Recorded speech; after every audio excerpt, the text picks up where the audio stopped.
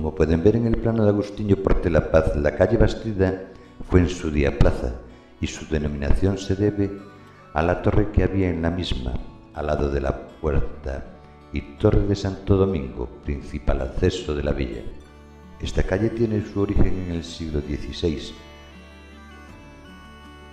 pues en el solar que ocupaba la torre y puerta de Santo Domingo se construyó el primer edificio del concejo,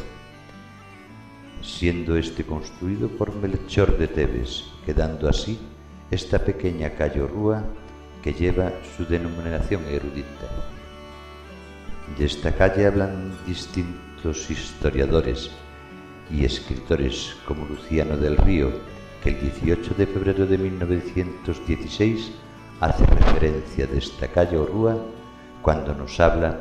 de la plaza del ayuntamiento o alhóndiga.